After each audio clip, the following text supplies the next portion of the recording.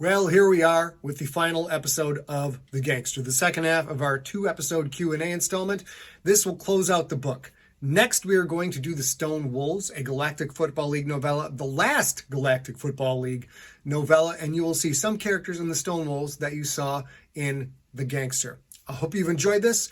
Hope you enjoy all of the other stories I will have coming your way. You can help us out by hitting the subscribe button, smashing the like, clicking that bell so you can hear all of our stuff when it comes out. Hope you enjoy this final Q&A, and we'll see you next time with The Stone Wolves.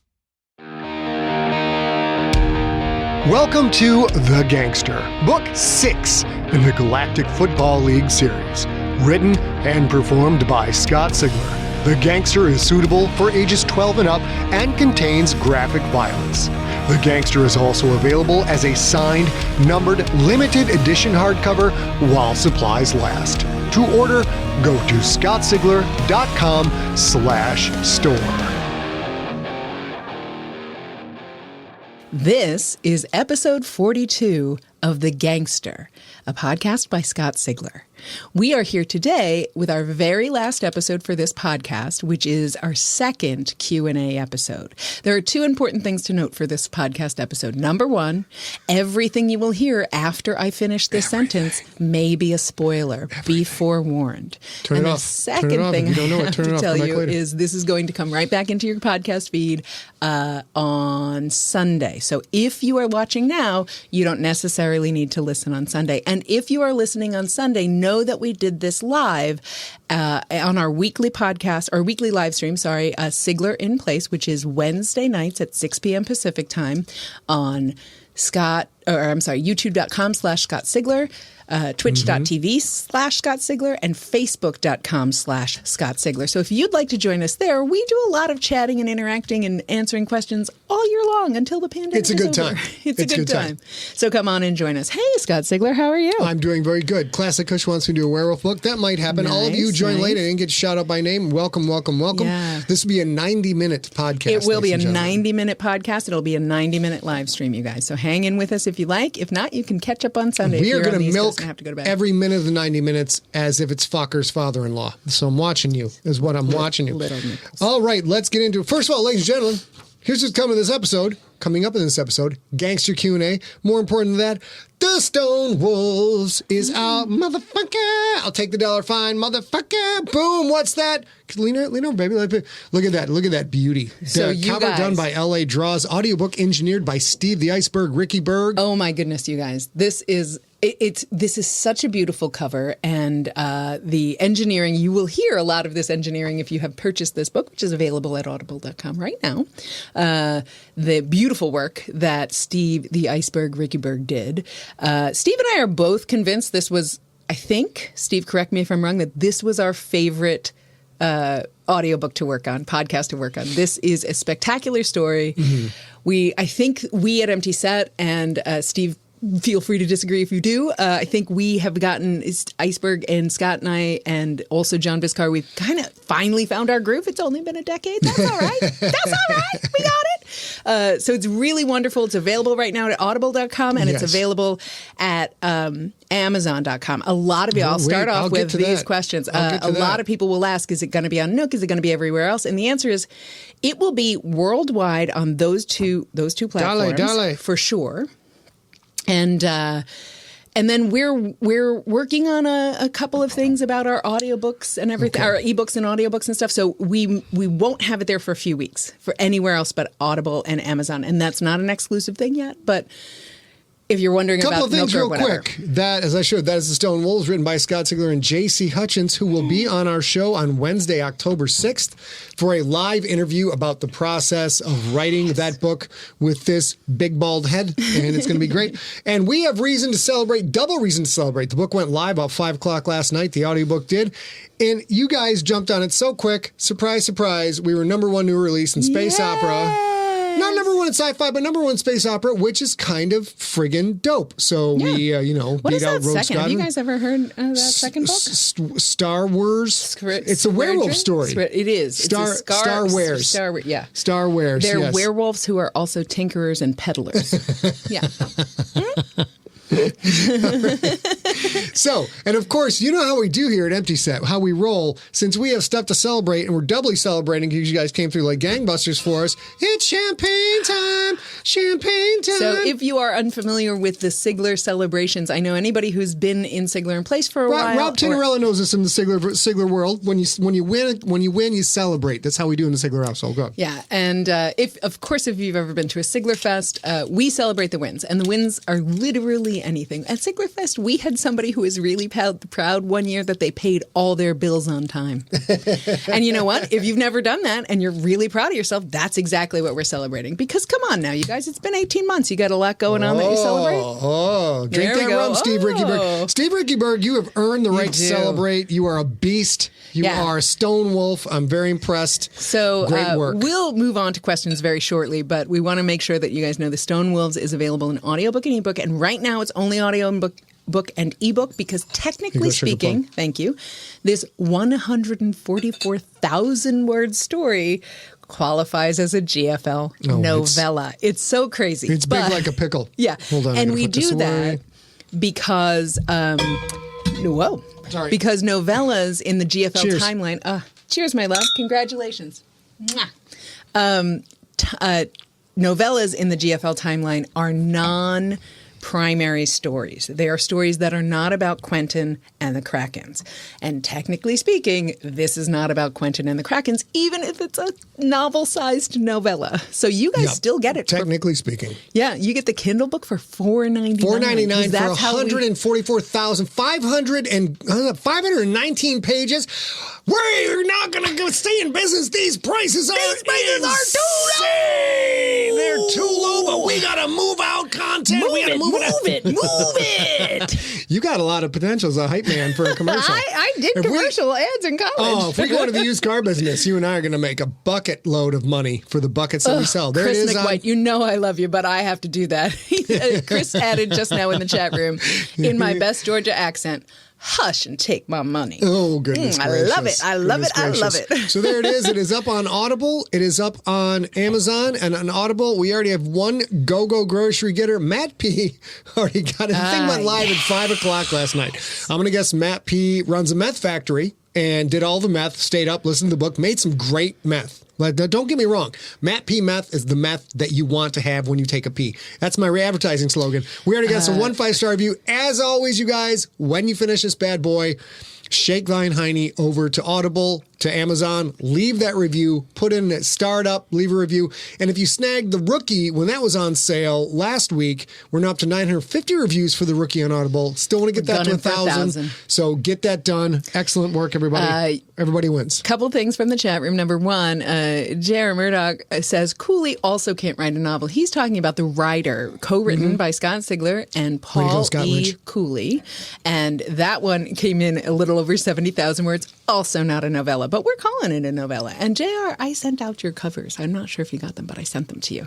And the other thing I wanted to mention is my brother Jude is in the chat room. I love you very much. I'm glad you're safe after Ida and all that stuff. And I'm so sorry we didn't connect chatting this weekend, but I'm going to do that soon. Maria asked me a math question, and since I do all the math in this company, because my partner, my partner can't be trusted for math. Was it $4.99, sweetheart? Is that how much the book is? $4.99, 4.9. Wait, shoot. So that's 519 divided by 4.99. That's not. It's not $104 a page. I do all the math in this house. He does all the math. Divided by. Now you know why we're always overbooked. Maria, this week only, it's less than 1 cent per page. 0.0096 cents per page. That's the kind of entertainment we give you. We're going insane. Oops. All right, so now I think that covers us.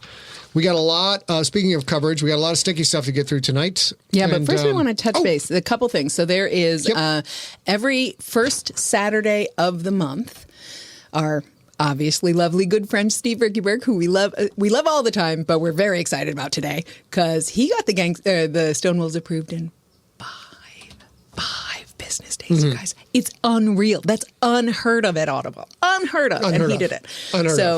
super, super happy about that. He hosts every first Saturday of the month during the pandemic. He hosts this gigantic long happy hour.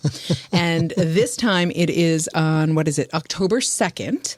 And he starts at 4 p.m. Pacific time and he goes until 11 p.m. Pacific time. It's a Zoom. If you go and search Sigler Junkie Happy Hour on Facebook, you can have all the contact details. You can join. We joined last month, or this month, I guess, and it was super fun. And we're going to try to join somewhat in the future when we can. But this coming one, we're not going to be at because we're going to be shipping the GANGSTER, which is arriving tomorrow afternoon to San Diego. And we're going to actually, we normally get 2 physical copies. Now we live in the same address, but we used to each of us would get a physical copy of the book before they shipped it out from the warehouse, which they did this time. And because it's COVID and because it's a pandemic and because it was Ida, our stuff is somewhere lost in Ohio. So we will also see it for the first time when it arrives tomorrow to San Diego. And this is something we should have got out before we recorded the podcast, but I forgot, so we're going to do it anyways. Coming up this Friday on the live stream, this is Monster of the Week. I could not be more delighted by this. This is going to be so much fun for me. Our guest this week is Lucky Yates, who plays Krieger on Archer. We've got Krieger himself in the house. Lucky Yates is a wonderful human being, a bizarre dude, and he is going to, I guarantee you will be entertained. We're going to be talking about Audrey 2 from Little Shop of Horrors. And once again, ladies and gentlemen, did I mention that one of the best TV shows of all time, the character named Krieger, is going to be on our show? It's just like the good old days. I am so excited. I'm at least a 3/4 chub right now, probably a full chub by the time the show comes around. Definitely. Who can say? But you guys should absolutely join us Friday, September 10th. 4 p.m. Pacific, 7 p.m. Eastern. If you guys are listening to this at home, every Friday at twitch.tv/Scott Sigler, youtube.com/Scott Sigler, facebook.com/Scott Sigler, we have a Fancy Pants person on, and we talk about a monster, famous monster from movies or TV. It's Monster of the Week. Lasts about half hour. It's a goddamn good time. We're really looking forward to it. So, couple of more housekeeping things. And we'll say one more time now that we're live and more people have joined. This whole podcast is spoilerific, so be warned about that. And 2, next Wednesday, so this is Wednesday, we do a Sigler in Place normally every Wednesday at 6 p.m. Pacific time. We won't have one next week because we will be shipping the hardcover GANGSTERs out. And we do, you want to tell them? You want to tell them what we're going to do? I'll tell them this one. Yeah. And also, Story Smack will return on October 9th, Saturday, October 9th. We're talking about the original Ghostbusters movie. Rob Otto will be back. It's been a long time since you guys saw him. That's Saturday, October, what? What did I say? You said September 10th, but apparently it's October something. Did I screw up the graphic? I don't know. Okay, hold on real quick. Damn it. 10th, yeah. I'll fix that. I haven't shared that yet. I got it. Can you remind me to fix that? I will. It's queued up to be shared. I need to fix that. Thank you very much in the chat room. Rob Otto will be back. Ghostbusters, the original Ghostbusters. We're going to talk with Vangman and the boys. Saturday, October 9th, 2021. I screwed that up too. Is it 2 p.m. Pacific time? It is normally at 2 to 4 Pacific. Oh, 2 p.m. Pacific time, 5 p.m. Eastern. 5 p.m. Sorry, Eastern. Guys. I do all the math in this company. And then that's all I'm going to say about that. That will be fun. That will be back. Let's get down to business. You guys have been very patient. It is time to talk about the GANGSTER. Anything else, sweetheart? One tiny little thing. So because we are not going to be doing a Story Smack next week, and we are not going to be doing Story Smack the second Saturday of every month next month, and we're not, right? Or is it this month that we're not doing it? I don't know. We're not doing a Story Smack, and we're not doing a Sigler in Place next week. We will be doing a handful of live streaming from the warehouse where we're shipping the books. We have a great good friend. Her name is Allison. She's one of my very best friends in the universe, and she has a warehouse where she ships dog and pet supplies. Her business ships dog and pet supplies, and she's loaning that space to us gratis to ship this book out. And it's so after helpful. We had to leave the Lair of Doom and everything is shut down due to COVID. It's impossible to overstate how wonderful that is. So we won't have that. We won't have a Sigler in Place next week, but you'll see us a lot on the internet. Okay. Let's get it, ladies and gentlemen. Here we go. The GANGSTER Q&A. We've got 1 hour and 15 minutes left. We're going to try and get through everything. I know we have one audio question, which I queued up, but I haven't listened to yet. You want to do that one now? Pardon me. Yeah, let's just get that bad boy out of the way. So we will do the best we can with the audio here, and that is, ready? Here we go. Hey, Scott. First of all, let me say, did not expect the turn for Quentin taking over the entirety of the franchise. That was out of left field and hilarious, maybe laugh out loud. But now for the question. Yep. Did Quentin not kill Greedock the Splithead? If this transformation resulted in a new sentient being born, isn't giving the Gibberjawans the same thing as putting a bullet into his head? And if that's the case, did Quentin not fail in his moral task that he assigned to himself? He did kill his enemy. Now, you could argue... Pause. Love you, Genelia. Genelia, goodbye. Thanks Remember, for leaving we with have warned spoilers. It's very good. repeatedly about spoilers.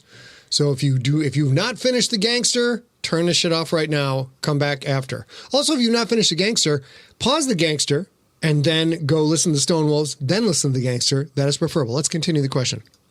that he did not know the Gibberjawans would kill the sentient, even if the transformation occurred.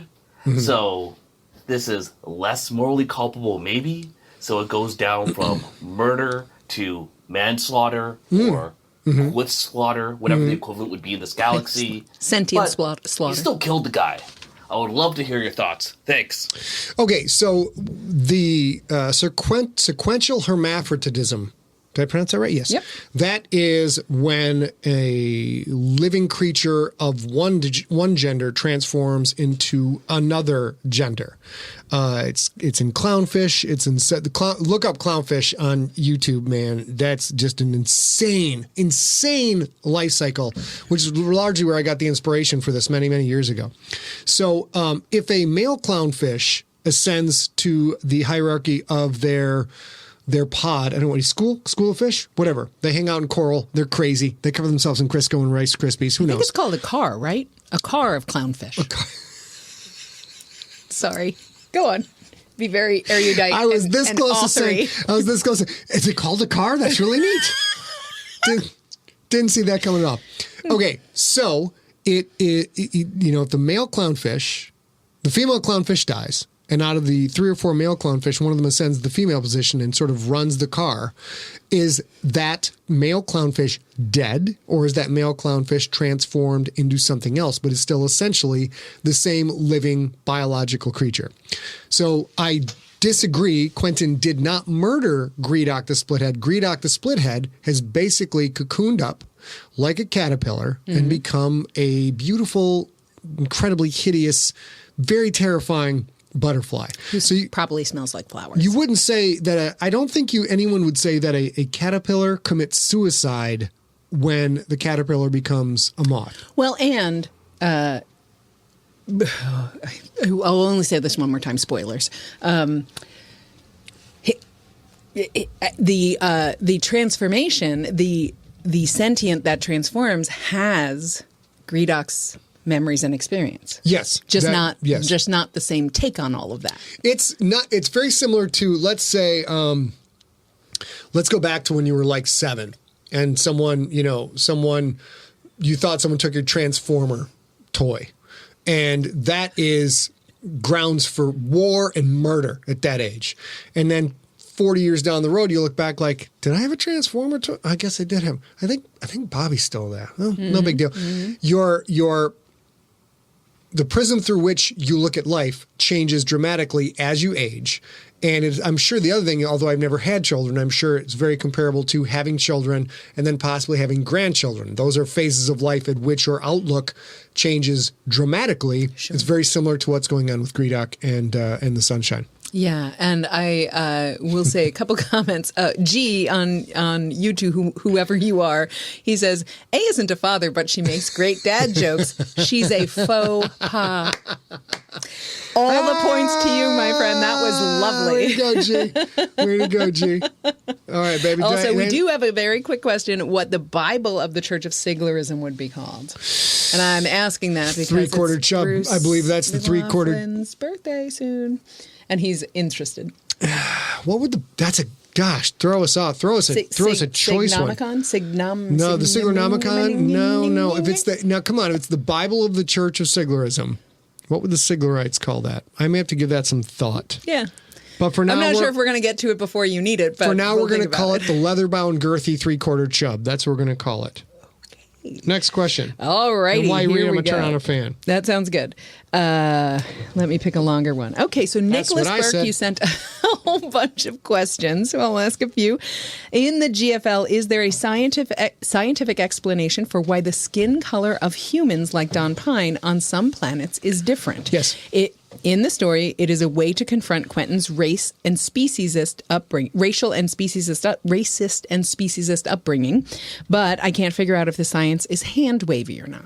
It's a little hand wavy, but the general premise is giving pigmentation to human skin so that the integument provides better resistance to the natural radiation from whatever the sun is in that system.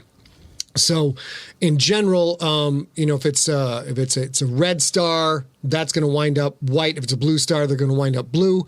That's where it gets a little bit hand wavy with the description. I'm not going to get into all of the wavelength analysis and the chromosomal damage and the cellular damage and all that. But basically, if you are from a system with a yellow sun, you get the panoply of colors that we have here. If you are from a system with a red sun, you get the all white. And then you can also have a couple of the different skins here so that they won't wind up with rampant skin cancer and ulcers. And if it is a blue star, you get the blue skin. That's it in a nutshell. That's as deep as it will go. Some of the suggestions for Bible include the Sigbal. I don't know how to say that. The Sigbal. Where do you see that? Whoops, sorry. And, Chat. I got excited. Hold on. And then Jude also says the Brodex, which kills me. I like the Brodex. And I do Sigbal. also like the book of see, Maria, Sigler. I do. the Sigbal. I do like. I like John Viscar. The Bible of Siglerism is the Torah. Sure. Well, the Mazel tov. Torah with a empty set Oh, there you go. Mazel tov. Okay. All right. Are you ready for more? Yes. Tinderellis is just called the Book of Sigler and be done with it. All right, let's go, baby. What do we got? Dan Russell asks, if you woke up tomorrow and had to spend a week as a character from one of your books, who would it be? Pookie Chang. That's what I thought you would say, but I also thought there might be a little bit of business, a little bit of want for business. Sean Dyer, the playbook. Don Very good. Son. Very good. As long as there isn't some chachi 28 to 35-year-old bro who's written a book on how to mac on chicks. Oh, it's I'm called sure The Playbook. Then yes, it will be The Playbook. But those guys, oh my God, they're so vile. All right, let's go. All righty. Godfrey Lee asks, is Obelisk based on a real game? If not, what are some of the rules for it? Can we get Chris McWhite's question here after this one? Sure, of course. The rules for Obelisk, I've always kind of hoped that someone might, a creative game person might try and come up with it. The basic premise of it is it's a chess-like game, perhaps with a little hint of Risk or a little bit of Chinese checkers in there, which are all, kind of similar type thing. But the general elements of it are you are trying to build up towers. The higher you build it, you have to do something to get another layer onto your checker piece. So if you got checker, then you got a king, it just keeps stacking up. I don't know if you guys, when you were kids, played checkers with Super King and Emperor. So that was 4 high. I don't remember what the rules were. Eventually, I know when you got to 5 high, you just pick up the whole stack and throw it at your buddy's face, and he had to sit there and bleed. That was the rules. That's what we did in Sheboygan. From checkers? Bleed? Oh, have you never seen little boys play? Jeez, they just throw I'm not really stuff sure in what's each other's happening with face. my neck when I say that, but come on now, bleed. So, what is that? so that's the premise, but there have to be some kind of modifiers. The higher you build your tower, I believe, the more defensive abilities it has, but the movement and the offensive capabilities are probably reduced. So that's about all I've got for Obelisk so far. It's really just a vehicle to show that Quentin's strategic vision isn't always limited to the lines of power, and that is something that will definitely come into play in Book 8. Spoiler what? Sorry. Good. All right. That wasn't me, Chris. I don't know what happened. I don't know. So Chris McWhite asks, gender reassignment is thorny in real life. Forced is really thorny. What might the purist nations take on Q's choice be? Okay. That's an easy one for me because, first of all, the purist nation is adamant that it is one human man and one human woman. There is zero margin for error there. Any homosexuality is definitely shoved into the shadows. We're talking like, 1940 Salt Lake City, Utah. Like, and I'm just throwing that out there. I don't really know that they're particularly homophobic culture, but it is more. Let's go 1950s Russia. It is not USSR. Excuse me. It is not something that is tolerated. And also, there are literal laws against non-human beings being on the soil of a purist nation planet. Buddhist City is providing an exemption because without that foreign capital and that trade coming in, the purist nation would be even more repressed and poor than it is right now. So their answer would be kill them. That's purist nation, just stone them with stones until dead. That's it. But also let them go to the outpost Buddhist City and let us take their money. Yeah. Which is, analogous to here. You may buy forgiveness. What's that called back in the old days of the medieval church? A penitent, not a penance. You could sin and then you could hand it like, okay, I sinned. How about I leave this bag of gold right here? Have I sinned? And they'd be like, sin? What are you talking about? There's I'm not no sure sin. that has gone, that went away in the Middle Ages. No, I think that's but here it was today. more pronounced in the Middle Ages. Anybody in the chat room knows what that indulgence is? Thank you, Sean. All right, so that's it. Next question, babe. All righty. Barbara Youngbauer, who... Dispensation, thank you, Bodie. Holy cats is an OJ. We love you. Thank you for the email. She says, good morning, longtime junkie, first-time caller. I'm at work listening to the first Q&A for the Gangster because Mondays are my Sigler podcast day. Here's my question. Is the crypt, the ship, not the book, an Abernessian ship? Crypt. Okay, let me think about that. Oh, hold on, sweetie. That's why we're chug-a-lugging, guys, so things get friggin' nutty here. been a Those of you big listening day. at home, we're pouring champagne like it's going out of style. We celebrate the wins. Is it an Abernessian ship? Is the crypt an Abernessian ship? No. I kind of had to think through all of the plot lines and all the red herrings. And if you believe what I'm saying, I say no. But also, I lie for a living, so take that in stride. All righty. Brian Gregory says he made it for the chugging. That's a loaded nice phrase. to see you. Hey, I made it for the chugging. Okay. Also, spoiler central. Yes. Yeah. Yes, Chris Grawl, I said it. A didn't say it. So, Chris Grawl, cheers. this is a huge one, and I'm reading the whole thing, but you got to answer fast. Actually, I need you to make sure that's live, right? Yes. Okay. So, Allie, I know you're in the chat room, so I'm reading your question. He hasn't heard it. We are doing the short list of names for our baby girl due in December. As Quentin and Rebecca are also having a baby girl, we would like to add their baby's name to our baby's name Lord. short list. However, the next book will not be out until after our baby arrives. Can you let us know her name early? I am going to jump in here and say, if you don't want to answer that question live, but you are willing to answer that question for Ollie, I'll allow it. I mean, privately for Ollie, I'll allow it. Let me finish the rest of it. He says, Rebecca is already on our short list, which is great. Oh, this is first name, not a last name? Yeah. Okay. We would also really love if our baby girl's first book was one of Scott's, and as most of his books are not suitable for babies, would it be possible for Sparkle Horse to finally be written, even if it's just a novella, which we know today is not necessarily short. Real quick. Sean Dyer in the chat room has said, but Scott, you wore a shirt that said reliable narrator that time. How can I trust that shirt now? That's a very good point. Also, smart ass, go to the front of the class. Absolutely. And put the ball and jacks away, Sean. Sit in the front. Can you just put your hands on the desk? Put your hands on the desk. I feel like he should get to put his hand into the swear jar. He should get to the golden he puke should- bucket and grab geez. out. Throwing out some monies.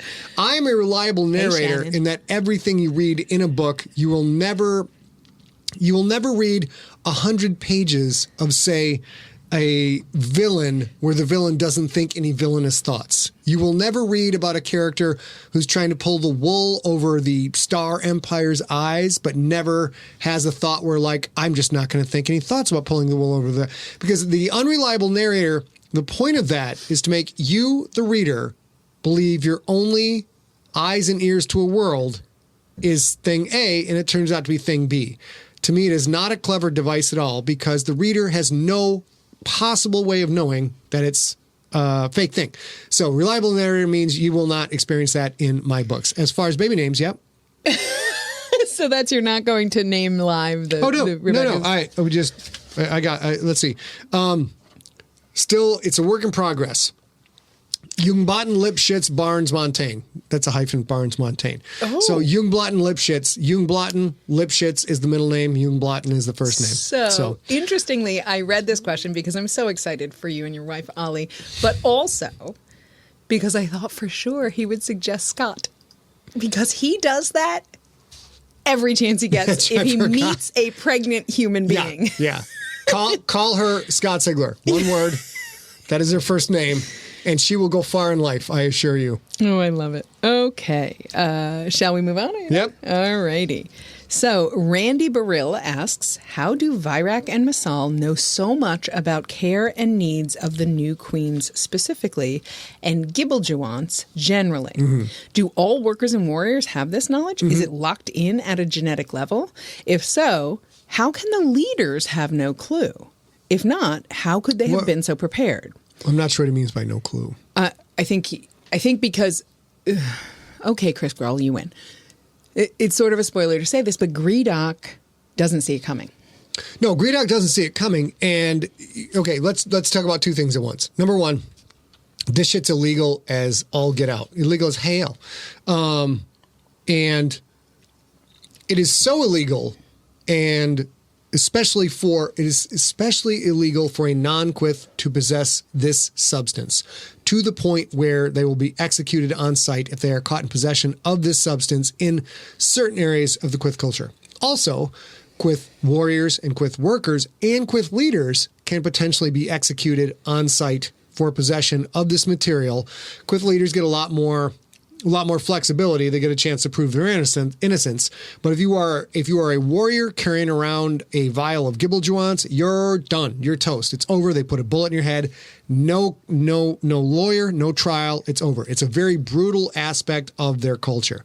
So, and because of that, no one expects the Roman Inquisition. That is part because it is so rare, so hard to obtain. And it is so illegal to the point of capital punishment. It's just not seen very often. The human equivalent would be, you may be in a business rivalry with a rival firm. Say you both have cleaning companies, and you've been running ads against each other. Let's say they're political rivals. Your political rivals, you run all these horrible ads against each other. You're lying your butt off all over the place. And then a political rival B goes to political rivals A's house at 3:00 in the morning and murders his 3 children with a hammer. Don't see that coming. It doesn't cross your mind that you need to protect yourself against your political opponent killing your children with a hammer. So that is why he didn't see it coming. And also remember, Quentin didn't obtain this himself. Somebody else obtained it and thrust it upon Quentin. Mm-hmm. So Greedock was very right not to suspect it because Quentin didn't even know what the hell it was until it showed up on his doorstep. Yeah. So now I have a couple questions. Okay. Hold that. And then the other answer to that question is, it is taught these laws and this process and these cultures are taught to every Quyth as soon as they enter primary school. Every Quyth knows the rules. It is a genetic impetus that is further reinforced by schooling and culture and tradition. Go ahead, babe. So I have a couple, 2-3 things to say. One, I always think of this as akin to, you guys may remember this, sometime in the last 10 years or something, there was a Russian guy who was at the Millennium Hotel in London and had high tea, and then he died 3 days later of polonium poisoning, and to this day nobody knows where it came from. It's one of those things that is so wildly aggressive inside your body, like polonium is in a human being, that there's just no stopping it once it starts. The second thing I want to say is I don't know that we ever find out where it comes from so far, right? Several people are asking, what is it? How is it made? Where did it come from? It is. I will not get into details. I have the life cycle all figured out, but it's no longer germane to the plot because we will not see this device again. But it's really complicated. Here we go. Simple. It is a hormone that can only be secreted by certain females. It is very similar to royal jelly in that regard. So it is.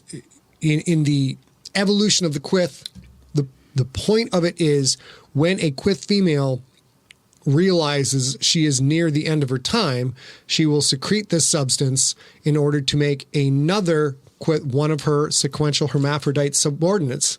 Did I just say that? Wow, I sound smart. You did. One of my sequential hermaphrodite, and I screwed it up. Sequential hermaphrodite subordinates can be elevated to then continue on the lineage and protect the tribe. Now, that's the primitive growth of this species. Once they attain sentience, develop the written word, develop technology, and start to get into capitalism and commerce and power struggles, all of that changes. The biology hasn't changed. Just like women produce offspring, that hasn't changed in the human race, but the accoutrements and the culture around women producing offspring has changed a significant amount because of all the new things that we got. Great. I have a third question, just for clarity. If, say, in this particular scenario, when Masal or Virak sees that vial, if they took it away from a human to bring it to someone safe, would they still get killed? It's very, very possible. Yeah, but I figured that was the answer, and that's an important thing to note. It's a risk that it's there at all, and it's a risk and a crappy thing that Quentin does that to the Quyth. The Quyth are the most human-like culture, but they also have this very alien element to them, which is self-preservation and self-identification are not as strong in Quyth workers and Quyth warriors as they are in every human that is alive today. It doesn't mean they're pushovers. It doesn't mean they want to kill themselves or they'll die if they're told to die. It just means it's a much more feudal caste-based system based somewhat on medieval Japanese cultures. So they have that going. And the Sklorna, of course, are completely alien from the perspective of just being batshit crazy, but also the fact that cannibalism's no big deal to them. Whatever. Yeah. Oh, we got too many population? Easy. Kill these ones, feed these ones, problem solved. And at no point do they think that is a wrong or a bad thing. That is just the way things are. The Quyth culture, maybe look at a vial of Gibbeljawants and just like, well, that's bad. And they just walk away. It doesn't occur to them to do something about this problem unless it falls into a particular set of stimuli and circumstance.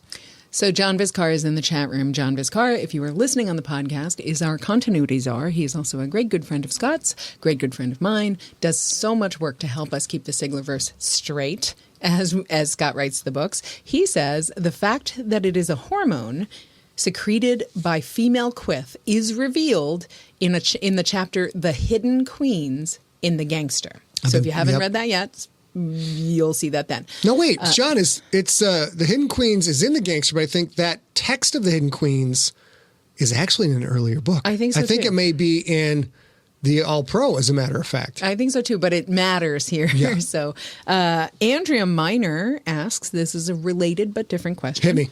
It was my impression that a Quyth queen's mate, along with inheriting all of her worldly wealth and being responsible for all of her care, also gets to father her future children. Now that Quentin is Gridoka's protector, how does she breed? I have an image in my head of Quentin having an interview with potential fathers. Oh, I thought you had an image of Quentin getting up all on that spidery business. Just having to interview potential fathers. That is a negative 4-quarter chub right there, all the way down, no problem. I got upset. I lost my point. Oh, so here's the crazy thing about the Quyth culture. So a female cannot own anything, can't own anything at all. That all must be owned by the male, except it's not the male, it's the males, plural. A female Quyth who can own nothing unto herself is allowed to have as many mates as she wishes.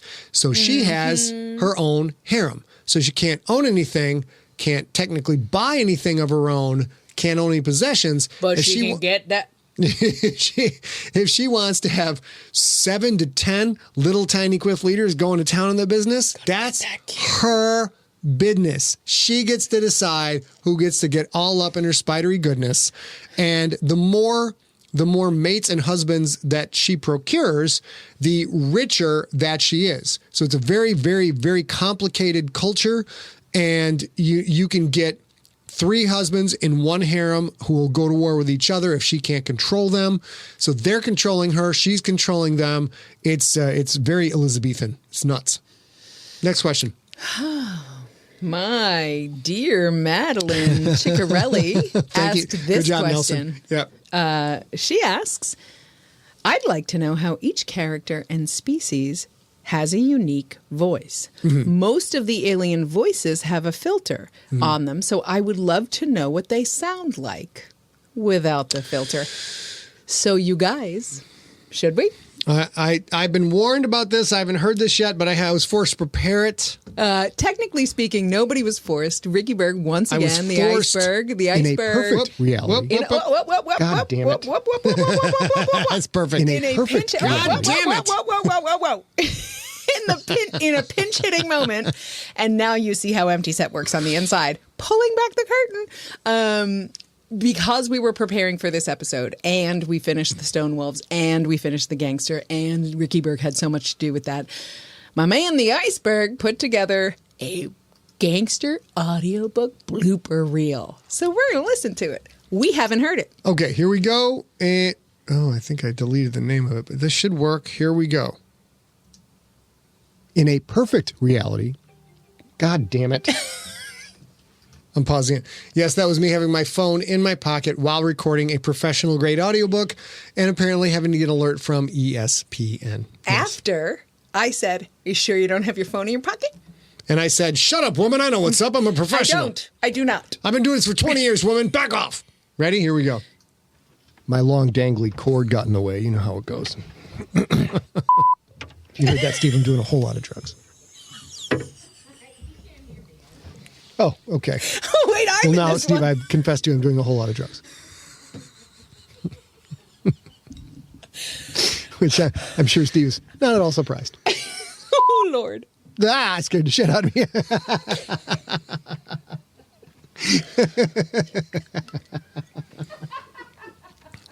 I can't believe you can hear There's me. someone in the booth with me. Ooh, I'm literally sweating from the forehead. Ooh, it's a big forehead. Have you heard of a guild splinter group called the Vermada? No, it sounded like fucking Trump. Taking off my sweatshirt. I've had enough.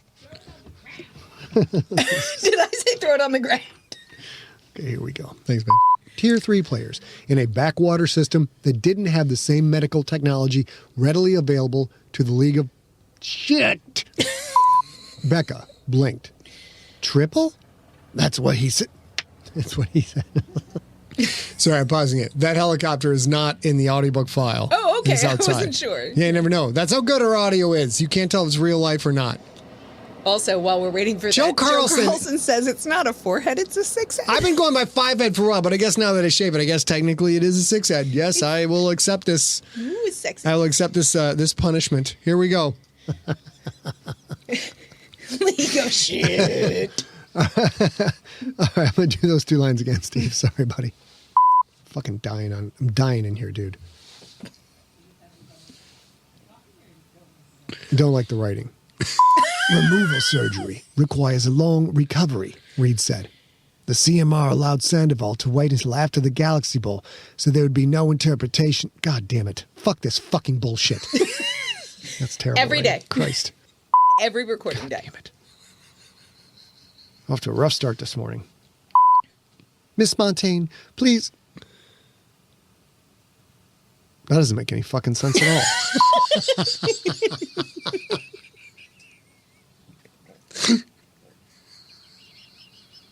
Did you pause it? Oh, okay.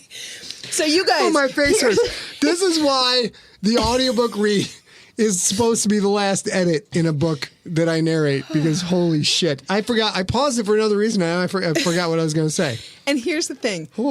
Steve has chosen the best. This audiobook is huge, you guys. Like 17 It's hours long swollen. or something, right? It's turgid. And he has chosen the best bloopers, meaning there are a whole bunch where he's just like...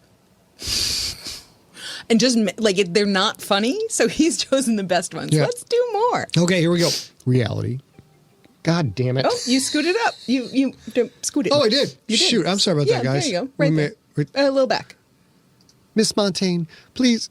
Perfect. That doesn't make any fucking sense at all. Here we go. Quentin scanned the area. Scan the area. Quentin scanned the room. No windows, no other door. Fuck Fuck. Well, he didn't say he didn't like it, so clearly it's fine with him. Lombardi's ancient writings define... Oh, fuck me. I do not pay you. So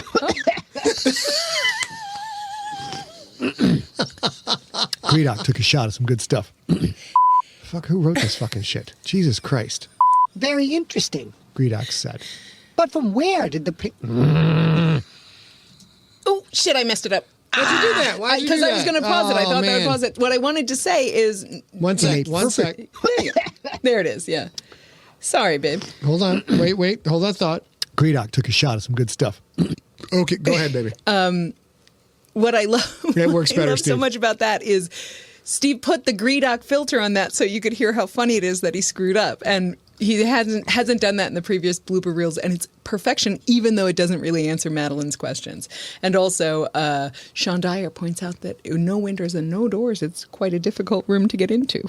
Yeah, it's very difficult. Also, we had some strange person in the chat room for YouTube. I think everybody can see it.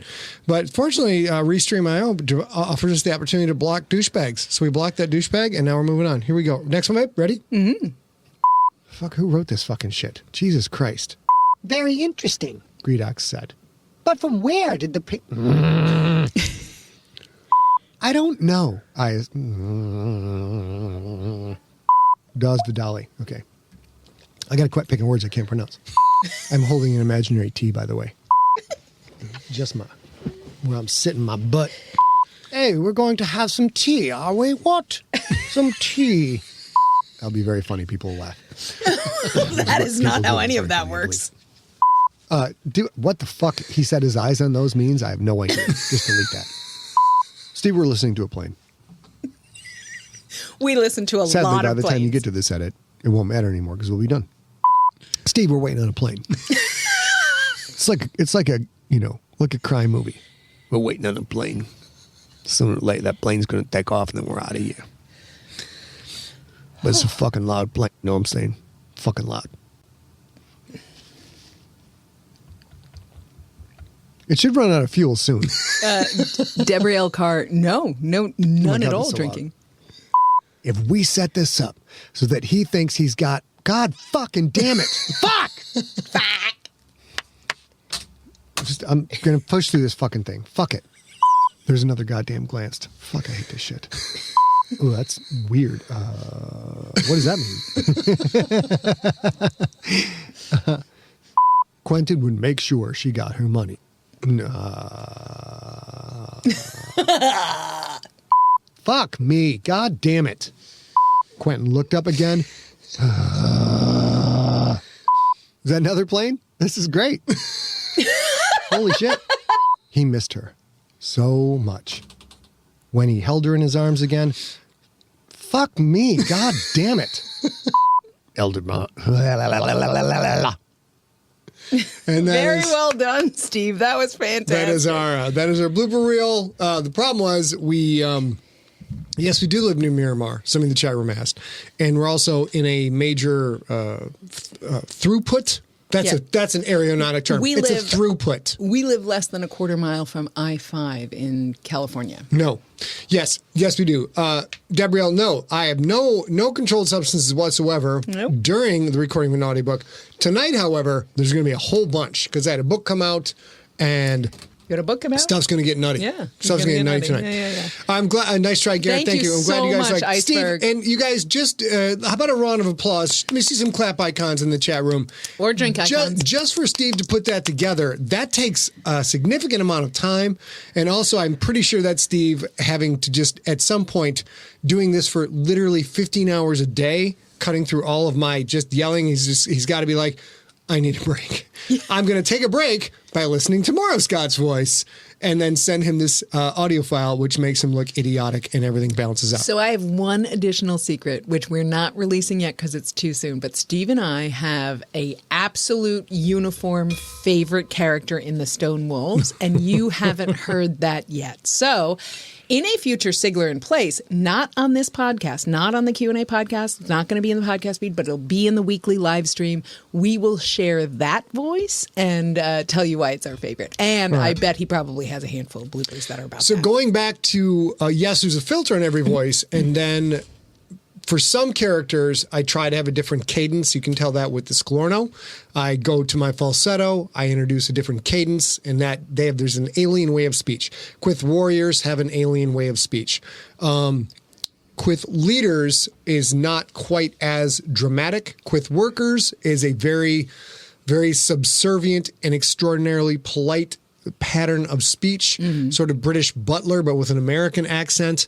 So there's something a little bit different for all the different races. So hopefully if I make it a little bit different with speed, with tone, with intensity, then once Steve applies the filter onto it, it really starts to become its own. This species sounds like this, and still offering me some flexibility to create different characters. And I will say, many, many, many, many, many of you have written in and said, wait a minute, is Bumberpuff a William Shatner tribute? yes. So he also does that. He looks right, Mike.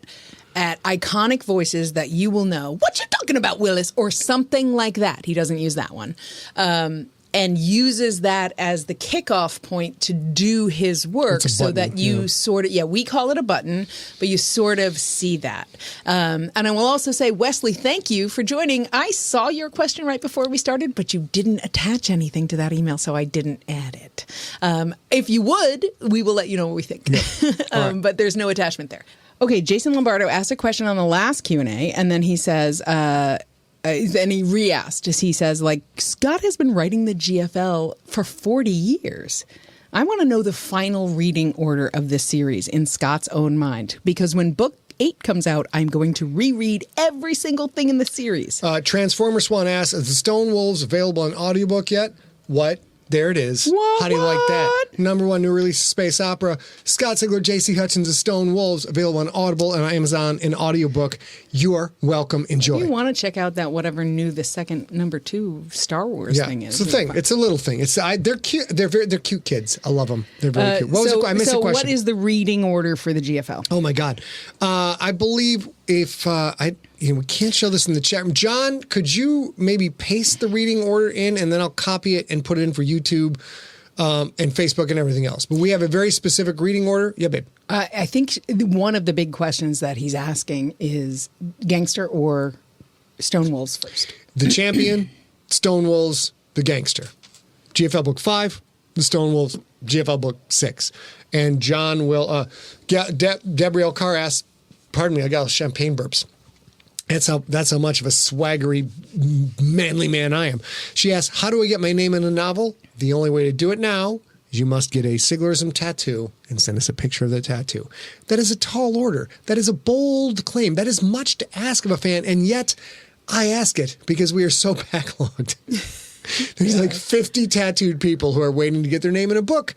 That is the only way to do it. And when you do it, I cannot promise you that it will be a prompt. It could be 5 or 6 years. We're very backed up. Also, please don't try and send me a picture of a fish because you like rainbow trout and say, it's like Danny the Lundy's fish he slaps people with. No, it's got to be an actual Siglerism tattoo. However, if you have questions of what constitutes that before you go under the needle, you can send those questions to info@emptyset.com. Mm-hmm. We will answer them. I will work closely with you to provide you the consultancy you need to be successful in life. So yes. Brian Jacob asks, excuse me, if Brian Jacob asks, okay. You're right, Chris. I'm going to say it a lot. Spoiler. For the Gangster. Mm-hmm. Loved the reveal that Q's father was on the PUV James Keeling. Yeah. But had a theory / semi-question about his identity. Oh, let's get into that. Here we go. Is it possible that Q's dad is connected to the Givers that were traveling around sharing faster-than-light technology? I remember something along the lines of that not much was known about the Givers, but normally in the past, when information on the various races was shared, it connected to story points / character interactions later. However, the Givers haven't connected to anyone yet. I will say no, not connected with the Givers. Yes, very involved with the PV, James Keeling, a.k.a. The Crypt, and you're just frankly going to have to wait for that until I get the Crypt Book 1 and 2, possibly other Crypt books out. And even then, I will not promise you that you will be able to figure it out. But that will be one of the... For people who are just discovering me from the Crypt series by itself, and A and I talk about this a lot, we think it'll be very popular. I think it'll bring a lot of new readers to the Siglerverse. There are so many Easter eggs. Just hang tight, I did it you guys. again. You did it. I sorry. I'm not supposed to move the screens because we lose. Just hang tight. We'll get it. But for the let's continue with the podcast people and see if this comes back on. Yeah. If not, I'll go get it. The stories that you have read so far all factor in heavily to Push it back. Okay, let's try that. The stories you read they all figure into the Siglerverse. It's all leading up to everything that happens in the Crypt. It's going to be great. I'm going to go fix this camera right now.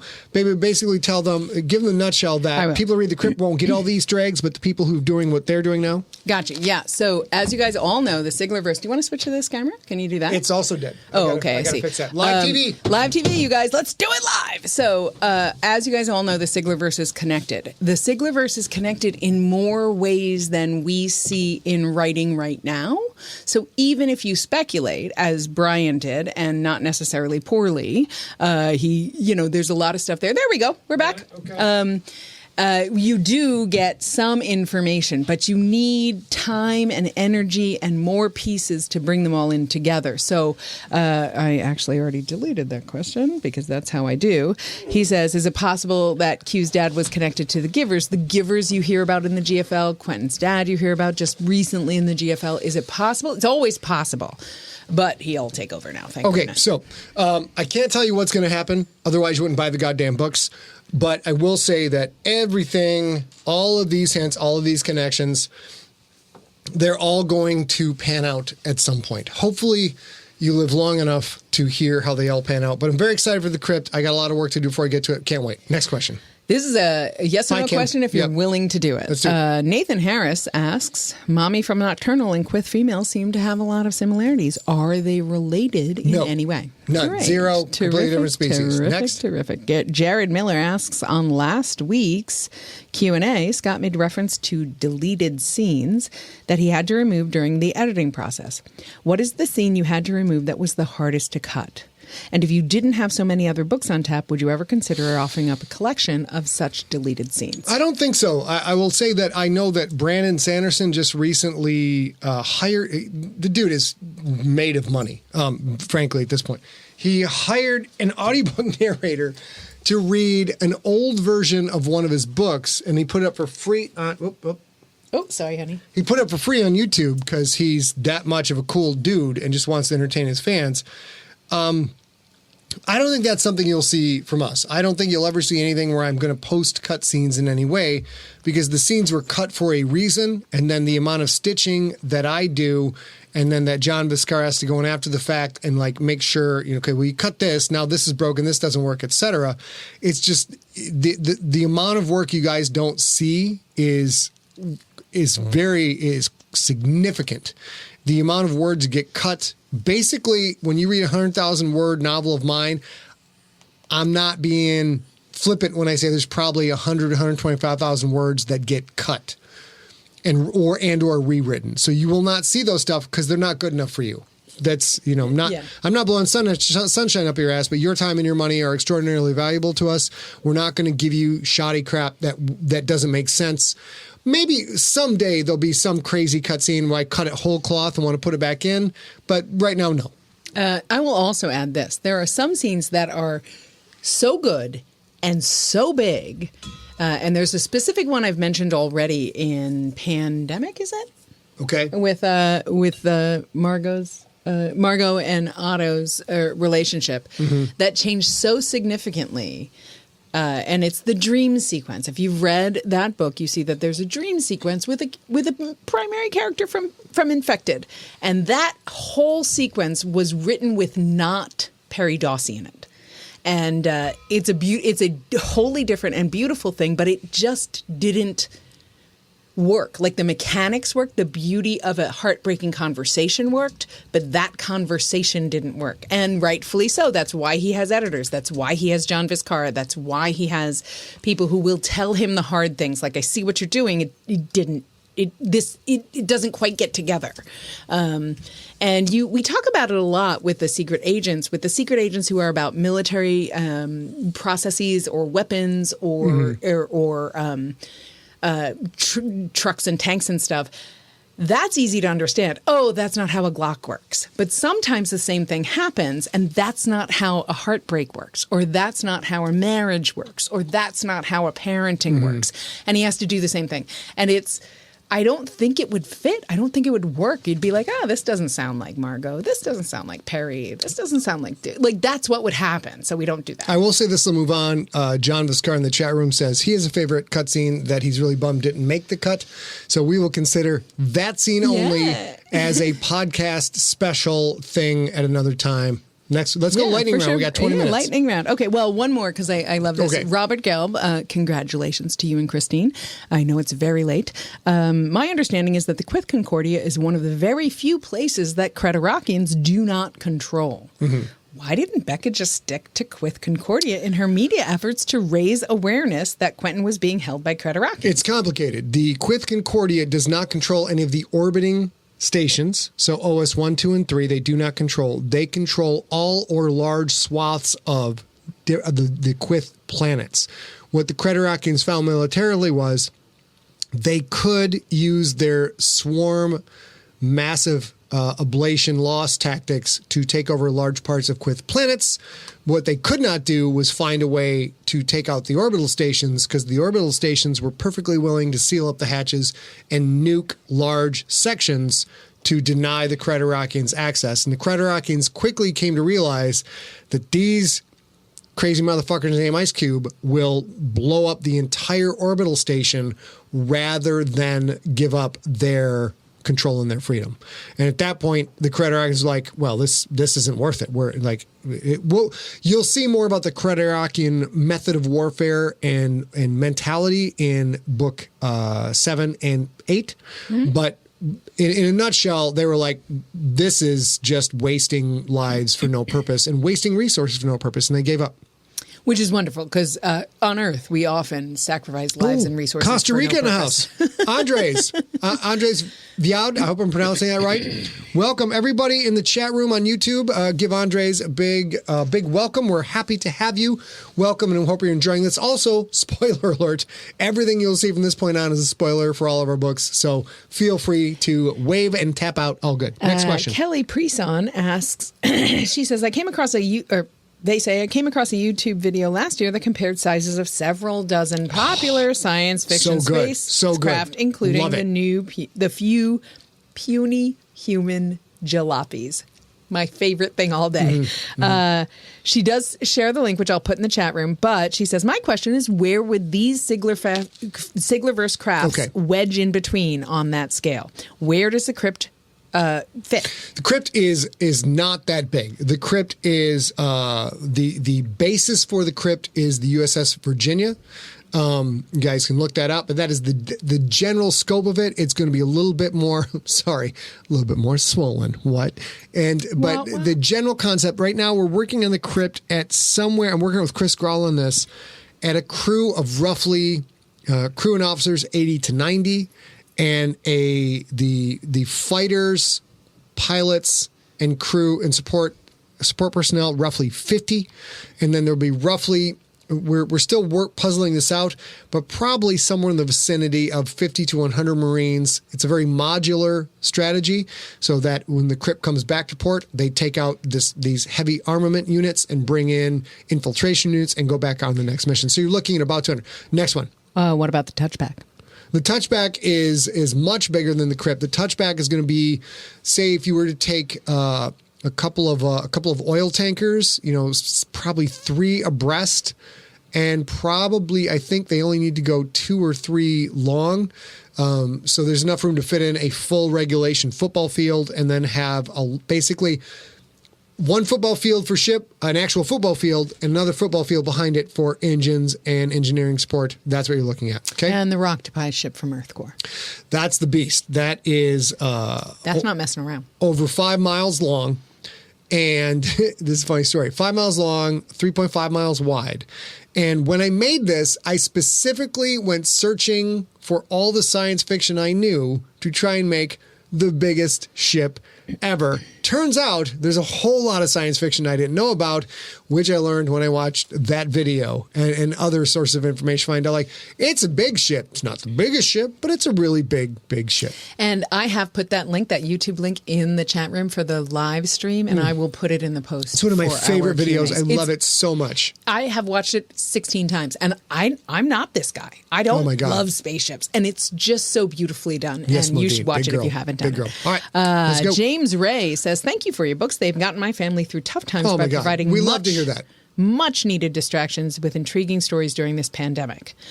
I honestly can't believe how accurately Pandemic predicted the public reaction to It's COVID. crazy. Hang on, let me finish. Okay. On to my question. Yeah.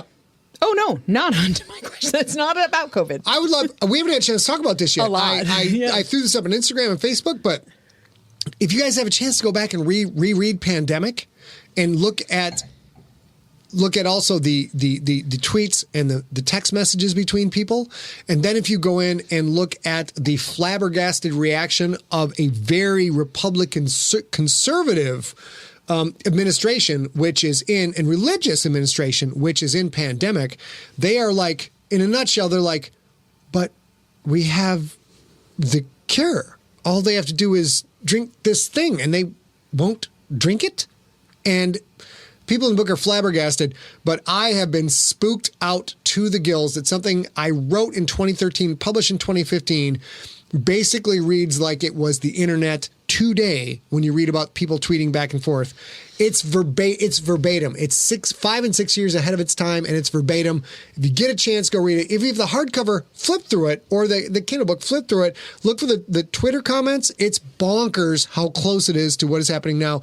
And sadly, I knew this was going to happen. I'm not trying to be like a prognosticator. I knew this was going to happen. But you did the work. I You could did the see where work. things are going. And I'm like, you know Yeah. what? When we get a really bad disease and we have a cure for it, it's going to get politicized, it's going to get radicalized, and there are going to be people, smart people that you love in your family, so to speak, who will not take the medicine that would keep them fucking alive and keep the pathogen from spreading. That's the biggest thing you got out of And mutating. Pandemic.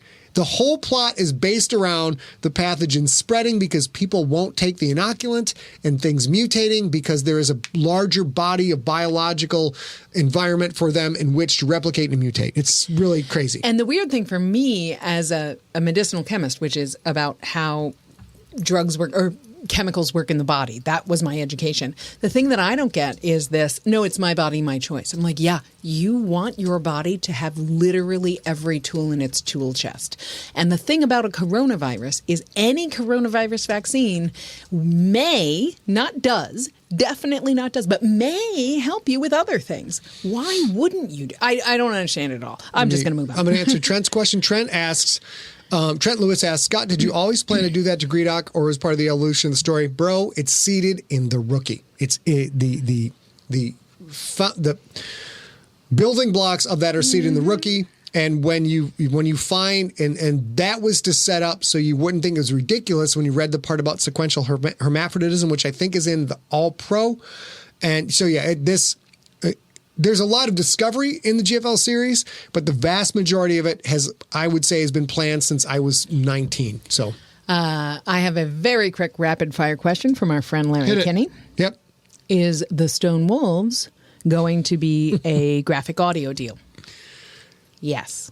What does We that have mean? a- I love those guys, man. They're the best. They're terrific. They're the They are best. so good to us. They are such lovely people. In case you don't know this, but you love graphic audio, they're a very tiny team, and they have been working together for years. And we only found that out recently. So they're a lot like us.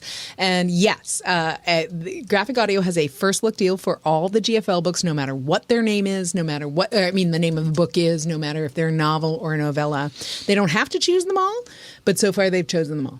So yes is the answer. And So- if you like, sorry, go ahead. You were going to. I'm just going to say, these guys are so friggin' cool that we had to deal with them for Earth Core. Oh, I love that you're going to tell this. It's such a nice thing. And they got ready to put out Earth Core right about the time that Mount Fitzroy was coming out. And part of our strategy, A and I, of course, are a two-person mom and pop shop with some incredible, wonderful, hardworking, talented people as contractors as part of the family. Basically, it's A and I.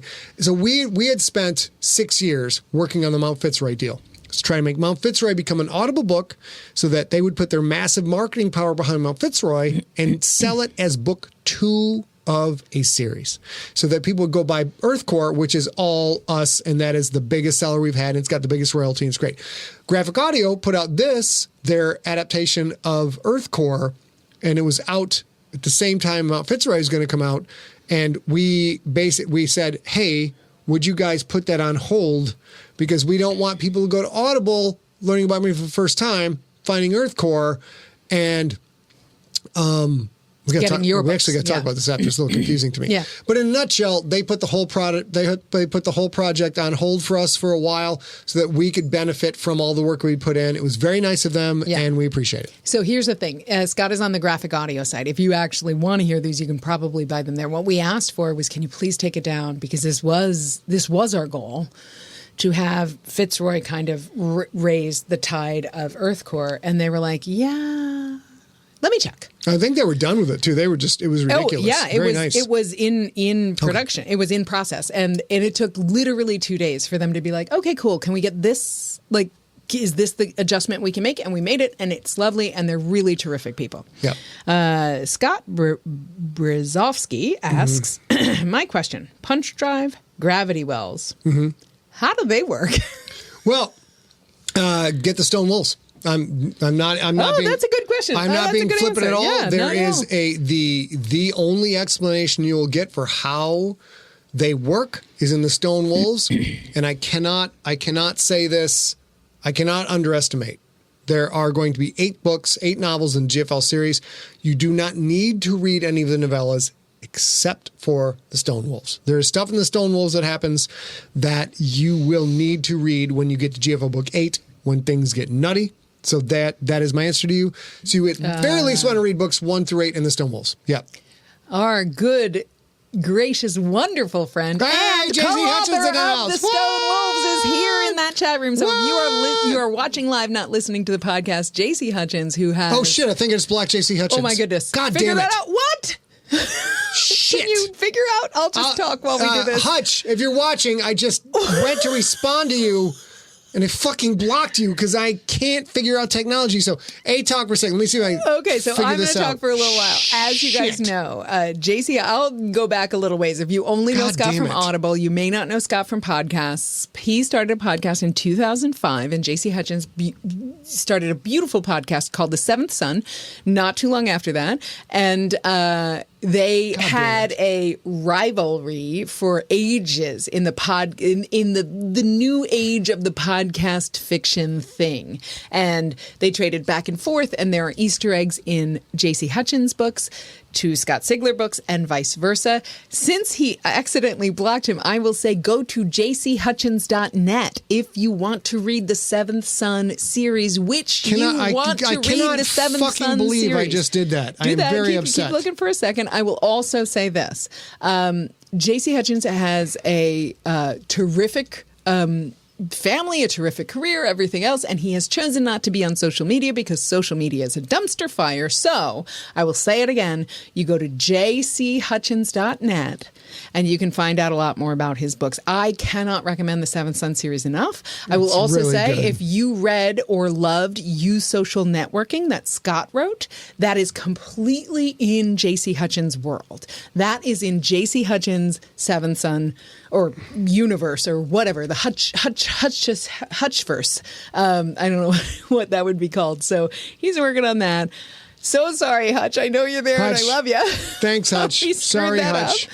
And All right, we can't spend forever in this. Go ahead asking, if you want. Keep asking questions while I try to figure this out. Jonathan Seidman says, will we see any more Patrick O'Doyle and Bertha Lybrand? Absolutely, you will. I don't know when I will get to it, but I will do the best. You know, we're going to switch to this camera so it looks like I'm looking at the camera while I'm actually trying to read and figure out how to get Hutch unblocked. But yes, we I don't know how much to say at this point because I have overpromised so many things to you guys, and I don't want to do that anymore. We've worked an enormous amount of hours to try and deliver on the things that we promised, and we're working on it. The end of that mission is the crypt, and when we get the crypt book 1 and 2 out, we will have delivered on all of the promises we made to all you guys. Yep.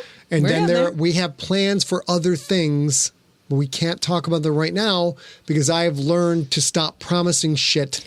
We are learning. We want to do all the things, but we're only human. So I will also, Maria says she can help with the unblocking. Hang one sec. I'm just going to give this to you while you do it. All right. Thanks, Maria. It's Restream.io. All right, here we go. So I will also ask if this is a yes or no question. Jonathan Simon also asks, spoiler alert, he says that, Chris, not me, were the Roctopi under Mount Fitzroy the last of their species? Oh my God. Come on, man. I got to ask you. Have you read all the GFL?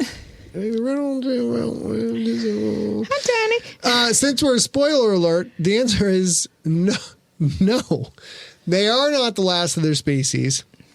I will let the chat room take care of this. Chat room justice. I will let the chat take care of this, but you will see them again in GFL Book 8. All righty. Okay. Andy Dane says, as we've now found out the origin of Greedoc's The Splithead title, what was here before he was a Splithead? Oh, my gosh. John Viscara. If you're in the house, I think he may have had a name, but I don't quite recall what it is. So I'm going to try this dashboard shit over here. Secondary question. Does this mean that Quith can change their names if it no longer applies? Okay. All right. This is some football shit going down right here. All right. So I'm going to work. Maria's trying to help us with the unblocking thing, which I swear to God, I already know I will never live this down. I'm glad I didn't do it because I do a whole bunch of stupid shit. I just had my co-author for my new book show up unannounced to chat and hang out with everybody, and I accidentally blocked him. Who doesn't participate in social media still joined. Yes! If I wrote this in a book, and John Viscara go, that's unrealistic. It's not going to work. You can't put that in a book. Okay, what was the question? Oh, you can't give yourself a nickname. Part of the, thank you, Clovar, part of the point of the nicknames, and of course, this is sports-based, and gangster-based. People in sports, you don't get to give yourself a nickname. It's not how it works. When you are a made guy or on your way being a made person, you don't get to call yourself. You know what I think? Scott the smell good Sigler is a great gangster name. I want to be Scott the smell good. You know, like, you know what? It's not that you don't smell good, but we think you're a little bit, Scott the Shrinky. From now on, you're the Shrinky. Hey, everybody, welcome the Shrinky to the club. And then you are the Shrinky for the rest of your life. And that is it. So, no, he did not, Greedock did not get to give himself that nickname. That nickname was given to him by his organization. And that is the way it works for all Quith. You do not give yourself a nickname. Alrighty then. Okay, how are you doing? I'm not doing well. I can't believe it. And Maria said she was going to help us, and then there's been no text from Maria. Thank you, Maria. Okay, so Nathan Harris. Oh, I already did that. I didn't realize that I hadn't deleted it. Let me do that. We're going to go a little bit longer than 90 minutes, just because we've screwed this up. Mike Jant says, I have always liked Scott's take on aliens. It seems he's really taken the time to think about their environments and then pick up elements from real animals that would most likely develop within those environments. Thank you, sir. Where did the idea for the Gibblejewants? Oh, yeah, I'm sorry. Well, we might have answered that, but hang on. Let me ask the rest of the question in case. And accompanying transformation come from? Is there any real world basis for this, or is it just another example of Scott has some real crazy ideas in that head of his? The Gangster was awesome. and I cannot wait to read to the next book. Gibble Jouance is a combination of a bee, the royal jelly concept of bee, where they can select a female to become a queen instead of become a worker. And it is a combination with that and sequential hermaphroditism, so clownfish and other species which go through the process of sequential hermaphroditism. So it is a hormonally triggered sequential hermaphroditism selection. Ryan Winkleman asks, is Terra the Freak was the last of his egg. So was he castrated or is he still fertile? Oh, Terra the Freak, no. There's definitely... just because you make it out of the egg with your junk intact doesn't mean that the Quyth culture is going to allow you to walk around with big swinging junk. It's not the way it works. It is not a culture that any human anywhere would ever find to be acceptable. That's basically it. Kurt asks, with these lines of power that Q, quote, and his dad see, is there any chance that they are descendants of Donnie Darko of the Middlesex, Virginia Darkos? No. Have you seen that movie? Yes. Oh, good. I wasn't even sure if you'd seen that movie. Yes, I have. And the answer is no. My question, Eric Warnock says, my question may have been asked and answered before, but I have never heard it. Will there ever be a sequel to Nocturnal? I'd love to hear more about Brian and Pookie. I'll make this as short as possible. That is one of the things that I will not promise you because I am still spending the past friggin' 10 years delivering on shit I promised I couldn't deliver. My vision for Nocturnal, which I may never get to, is 3 sequels, 1 graphic novel, 1 prequel, and if all went well, a video game, all of which would factor into the timeline. But if you see a sequel, if you see Nocturnal 2, get drunk and enjoy it because that's probably going to be the last one you see. Dirk Peter Smith, our good friend in the Netherlands, asks, is there, if you could pick 3 characters from the Siglerverse and write a story where they get together, who would you pick right now and what would that story be about? 3. Anybody in the Siglerverse. I'm still distracted by the fact that I fucking blocked J.C. Hutchins. I know, it's rough. It's very rough. It's very rough. Ask me the question again. Oh, shit. If you could pick 3 characters from the Siglerverse and write a story where they get together in that story, who would you pick and what would the story be about? Choosing right now. Of course, Pookie Chang has to be in the mix because he's Pookie Chang. He's the person I want to be is Pookie Chang. So I'd definitely go with Pookie Chang. I think I would go with old school Greedock the Splithead because he was the bad guy, but man, was he efficient. He was efficient as all get out.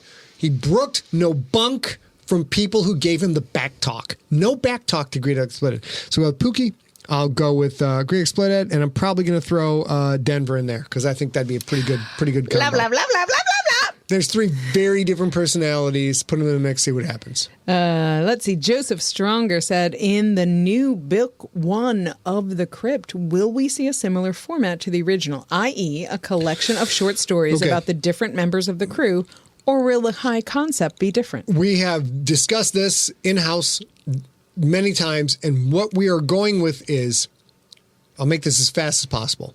Crypt Book 1, I really enjoyed. It was a photo inverse of Lost. In Lost, you had all these people get to the island and not know how they got there, and you would gradually get their backstories. I thought, wouldn't it be cool if we got all of the reasons they had to go to the island, except we don't know what the island is. So that is what book 0 of the Crypt Crew Stories was meant to be. How do all of these disparate people wind up getting put on this ship that everybody knows is bad, but you don't get to know what the ship is or why it's bad? That was the gist of that. What we have figured out is A and I have done a lot of strategy sessions trying to figure out how to best entertain people and how to make the most money from the world of science fiction books, is you're going to see book 1 is be called Shakedown. Spoiler alert, book 1 will be Shakedown. You're going to get crew stories threaded throughout the book except Captain Travis Ellis on trial and then Captain Travis Ellis showing up to the crypt are probably going to be chapters 1 and 2. So you get a sense of that mystery, a sense of that reveal, and then that ship is sent right out. The crew is not integrated. The crew is not properly trained. No one is prepared for what is about to happen. And what is about to happen Let's go. What is about to happen is an enormous amount of psychopaths doing psychopathic thing, blood, hallucinations, metaphysical crap, and all kinds of dream world shit going down. And then as we go through it, you'll start to meet the crew. And then gradually, threaded throughout books 1, 2, 3, and 4, you will start to see those backstories of the crew and how they got there.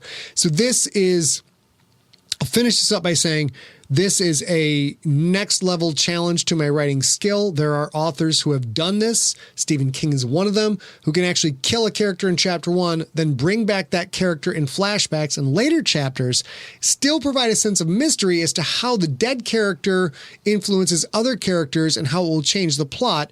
So I haven't figured it out yet, but it's basically, the Starship Enterprise populated by Jesse Pinkman and a lot of really bad people doing an enormous amount of math. I would go where Jesse Pinkman is. I'm not going to lie to you guys. I'm not. I will also say in the chat room tonight, if you're listening to the podcast, that's the live chat room on Sigler and Place on Wednesday night at 6 p.m. Pacific time on Facebook, YouTube, and Twitch. Modine Gunch says she would have Ma Tweety, Pookie, and I don't know. I can answer that for you. My choice would be Ma Tweety, Pookie, and Jenny Two Shoes. Or the Rosalind Franklin. Probably the Rosalind Franklin. Now that I say that out loud. Probably the Rosalind Franklin. But do you see blacklist on here? No. Filtering? Filtering, maybe. Yeah, do that. So I think that would be great. And if you guys are unfamiliar with the Rosalind Franklin, that is a sort of a sentient... Oh, shit. Yes, we got, what do you think? What would Hutch's name be in Just here? search Hutch. Hutch Down at the bottom, down at the bottom, Hutch down at the bottom. has gone to bed. Oh, there it is. We did it. Hutch, my man. We're going to text you after. If you're still out there, feel free to pop into the chat room. Oh, my goodness. Because holy crap, did I fuck that up. Oh, my goodness. This is a big one, Elizabeth. This is a big one. Okay, next question, baby girl. All right. Scott Miller says, this is a Earth Core Mount Fitzroy question. Are the cool suits used in the No, it isn't. Are the cool suits used in the GFL era descendants of the Earth-based company that manufactured suits during the Mount Fitzroy era, or did Angus share their design with his new travel companions? Hutch is back in the house, ladies and gentlemen. Everybody, please give J.C. Hutchins, co-author of the Stone Wolves, a big... Thank you so much for staying the course, my love. Oh, my goodness. A big welcome in the chat room. Everybody say hi to J.C. Hutchins. Sorry, Hutch. All of the things I said. But you know what, Hutch? You've known me for a lot, 15 years. I'm sure you're not surprised by any of this. Everything I said while Hutch was not reinstated still stands. Go to jchutchins.net. Check out every story there. Absolutely start with the Seven Sun series. You will see relationships to use social networking, among other things in the Siglerverse, and it's all beautiful, wonderful, and you should do it. Maria, you did not solve the problem, but you did sleep at a Holiday Inn Express last night, so you got that going for you. Which is nice. Next one. Let's go. Let's see. You didn't answer are the cool suits used in the GFL era? Yeah, okay. Absolutely. You will find a brand of the cool suit in the embedded technology that is the suits in the GFL. Good. Jared Miller asks, oh, no, I already asked that. Sorry. I have trouble remembering to delete things. Oh, nice. Ollie Kirby's on. We got a couple people on LinkedIn. That's kind of fun. It took me a while to get that hooked up, but welcome. Jeff Eckelberg asks, another great book / podcasted story line in the can. I am now wondering if Quentin Barnes and his father and sister... Hold on. I fucking did it again. There must be something different about... but now I know what to do. There's something different about the way the LinkedIn chat is... Oh, my God. Yeah.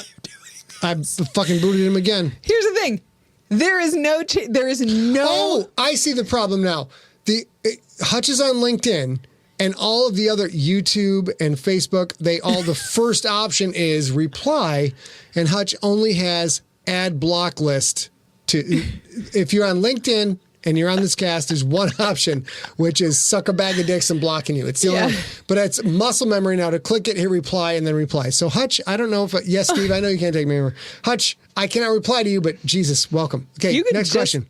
Just reply. That would be fun. You know what I can do? I can do this. I can do this.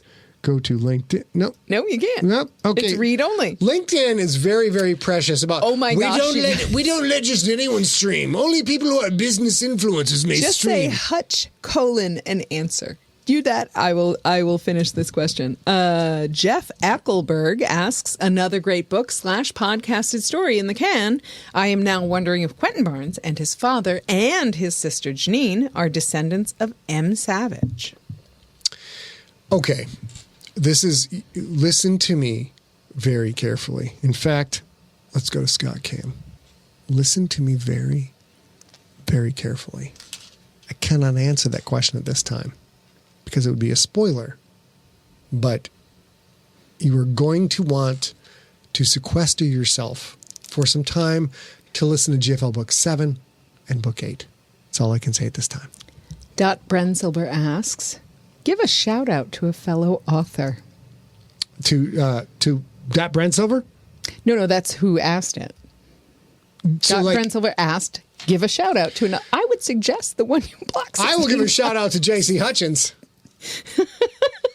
J.C. Hutchins, the author of The Stone Wolves. Let's give a shout out to J.C. Hutchins, author of The Stone Wolves. Also in my audiobook right now are Joe Abercrombie and Nicholas Smith. Sansbury Smith. La Champagne. Nicholas Sansbury Smith, Joe Abercrombie, two of my favorite jams. All their books dropped yesterday along with the Stone Wolves. It's kind of great. All right, let's go. Paul Waldron asks, where do you come up with the names for characters and items in the Siglerverse? So I know I'm going to spell these words wrong as I listen, not read. Cool. But Gibbeljawans? The Toltefine? Does he just randomly type letters on the keyboard and see what comes up? There's literally a process to this. What you may find if you ever decide you want to make up names of people. So you put together names, usually 2 to 3, sometimes 4 syllables, first name and last name. What you will find is, in this interconnected world, you will say Shmugot, and you will Google that, and you'll be like, what the fuck? There's a guy named Shmugot. What? There's a guy named Shmugot.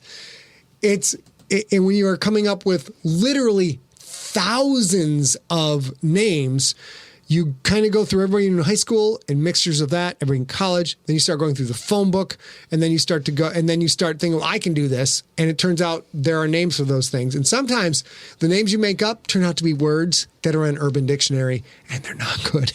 They're not very good at all.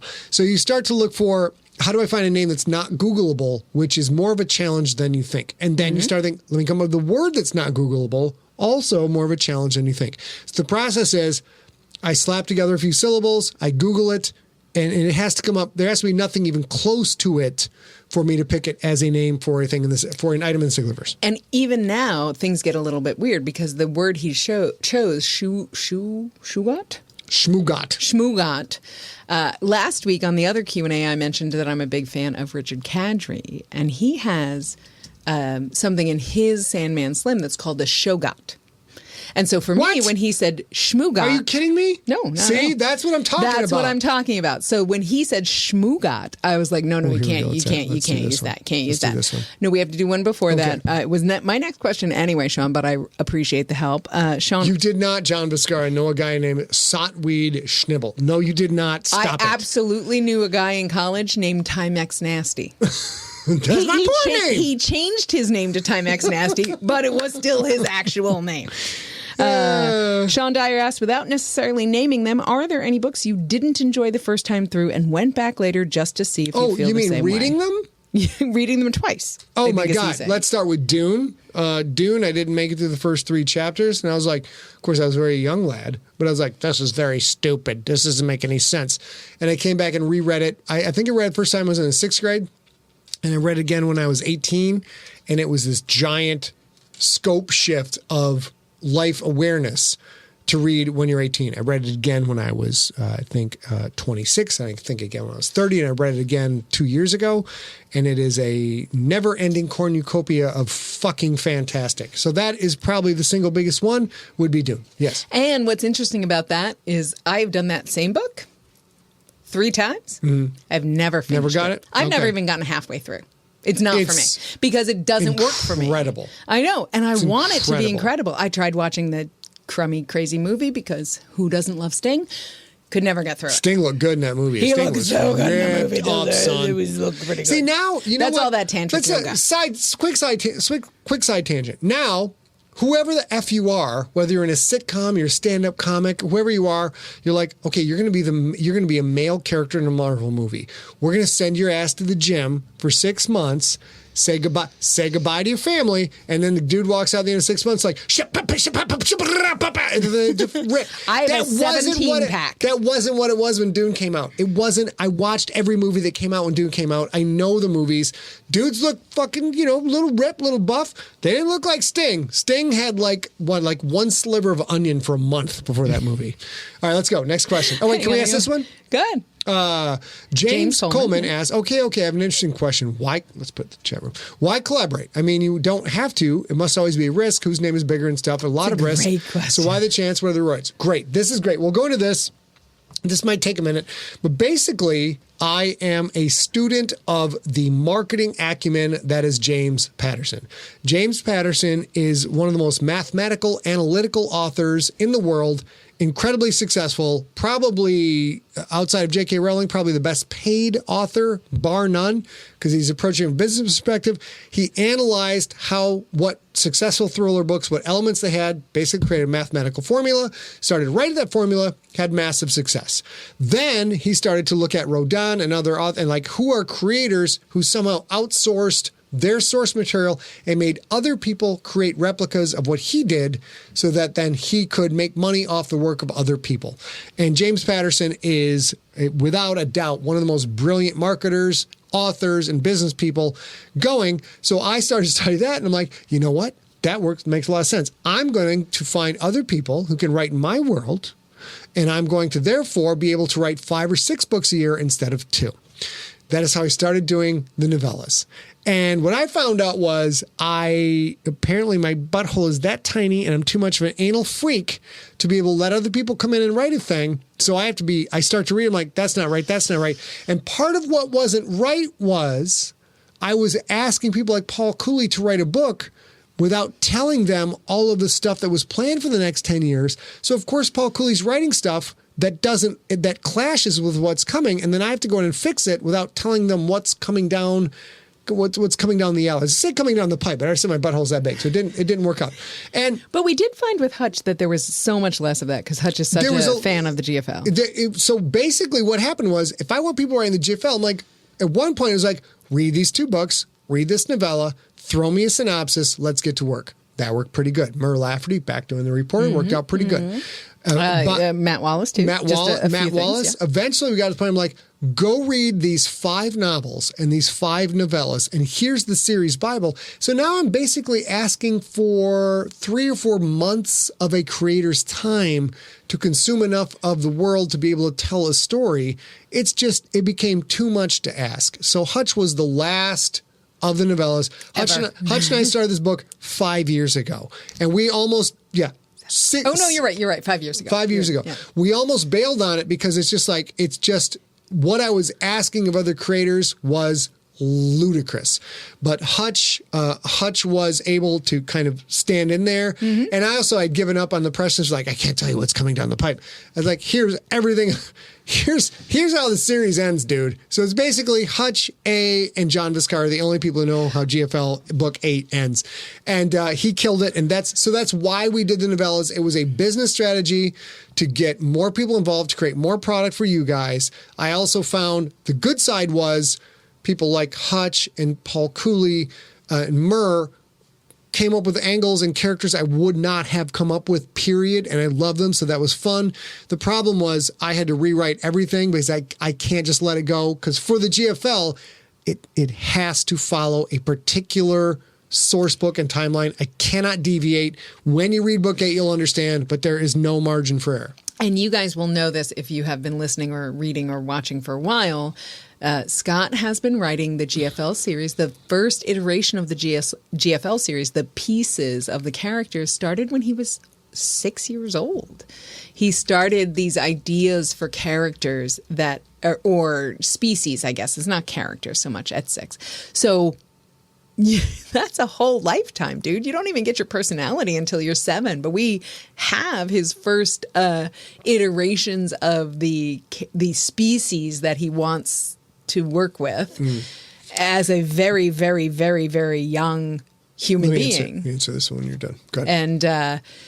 And so I don't know that he didn't know what he didn't know about being able to share that. And we did have several collaborators who got to a point where he mentioned with Hutch, he and Hutch are good friends too. So they just went round and round about it. And Hutch was like, yeah, I feel like this. And I feel like this. Like this, babe? It's because I keep switching. It's not, we're like this, I think. The initial iteration of what we were having Hutch do for Empty Set changed so much, and it made the Stone Wolves happen. It made it real. That's how it happened. But Hutch knew the story so well, and Scott so well, and Scott knew Hutch so well, and they were, in real life friends and collaborators before, that I think that made it okay for Hutch to be like, yeah, I'm not doing that, or no, that's not going to happen, or this is going to take me 15 years if you want to do it this way. Let's find a better way. And Scott was like, all right, I can live without this, but I need this, or whatever, and it worked a little bit better. I will also say we're not going to talk about who, and we're not going to talk about what those stories were, but there are several ideas that we had for short story collaborations, novella collaborations, that didn't pan out once we realized that Scott knows so much more about the Siglerverse than every other human on Earth, that it was unfair and it wouldn't meet the end goal. We started writing one with Nathan Lowell, and we thought Nathan could be great at writing the Gangster and the Greedock story. We got it back. And it was the pitch and the first 3 chapters were great, but it was just like, okay, this is not at all what I thought Greedock was going to be. And then we just that's when we started to close ranks. We're like, this is done, this is out. But Hutch is the only one who could deliver that particular story. And you guys, if you haven't yet purchased the Stone Wolves or you haven't yet started it, it's so worth it. James Coleman asks, to follow up, you're not able to collab anymore. What would your dream author to collab with? Just when I thought I was out, they put me back in. James Patterson. You put out James Patterson book, your name is much more prominent. So basically the answer is nobody. We're for the first time in my writing career, we're turning down projects from people who want us to write a book to do a thing, and we have to say, that's a lovely offer and I would love to do it. I can't do it. As I've often said, I'm the person everybody wants to take to prom because they never say no. We started to say no a lot because we have to get the crypt out. I was just going to ask him, Scott Sigler, why are you saying no? But he spoiled it before I could even ask. Because Jason Brown, how dare you offend me like this? Jason Brown asked the insolent question of, so we're calling a 17-hour audiobook a novella? How dare you? No, we're going to be nice. Jason, you might have joined a little bit late. I actually talked about this in this episode because the novellas in the GFL talk about non-primary. They're not Quentin and they're not the Krakens. No novels have Quentin as a main character and the Krakens. It's about the Kraken's journey. And if it's not that, it's not a novel. Now, you are correct. Scott is with you. Scott would vastly prefer to call The Stone Wolves a novel. I've been fighting for it. He's been fighting it's a goddamn novel, goddammit. Spoiler alert, if you listen to the audiobook, he calls it a novel. Real quick, James Coleman asks, so you wouldn't collaborate with J.K. Rowling or Stephen King? Yes, I would.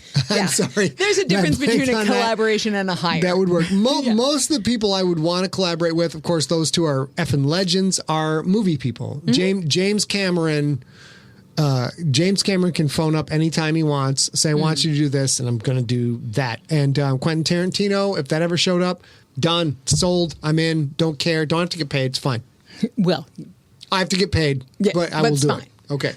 I think we're kind of done because this podcast is questions? now too... No, not anywhere near. Right. We have like a zillion questions left. So we have so many questions. I tried to ask at least one from everybody who emailed in, but I don't think I got there. If you join us on Sigler in Place every Wednesday night, not next Wednesday night, but every other Wednesday night at 6 p.m. Pacific time on twitch.tv/Scott Sigler, youtube.com/Scott Sigler, or facebook.com/Scott Sigler. We will answer all the rest of these questions, I promise. We're going to get to them. We have I literally have like 60 more questions. Oh my God. It's so many questions. I told Day, I'm like, no, I'll get through them all tonight. No, I'll just keep it short. We can't have a 2-hour podcast, too much more. So we have to get done. So I am going to tell you that, again, we are not having a Sigler in place next Wednesday. If you're listening to the podcast, we are not. We are going to, starting Friday morning at 6 a.m., we're going to be shipping the GANGSTER finally to you guys. So we're going to be a little out of pocket. You can see us a lot on social media probably. We'll be doing a handful of live vignettes. If you have any questions about your GANGSTER order, if you have any questions about anything else, you can email them to info@emptyset, but we'll be a little bit busy for the next couple of weeks. So in the meantime, let's see. You should always send any questions you have about anything. The best thing for you to do, info@emptyset.com, you guys. Like this right here. Easiest way. That always comes to me. I always get an alert. It always comes to me. We get alerts. That's the best way. Don't email me on Facebook. I won't even be there till Christmas. I promise you. No. So in the meantime, we still need you to absolutely stay safe, you guys. We're not out yet. We need you to stay smart. We absolutely need you to stay science. And all the evidence is there. for the love of science, go reread Pandemic and watch how laughably predictable all of this BS was. And a lot of people knew this was coming. It wasn't just me. And you know what? Won't happen if you actually stay informed, use credible sources. Scientists have PhDs for a reason. So check out the Stone Wolves. Informed. Check out JC Hutchins' other stuff at jchutchins.net. Check out the Stone Wolves. And again, I would like to publicly apologize to JC Hutchins for blocking him not once but twice during this cast. Sorry, Hutch. That's the way it goes. We absolutely love you, Hutch. You know that. And I love that he did that accidentally. So we're going to kiss off into the ether here. Kiss off into the sky. You love you a lot. That's it. Good night.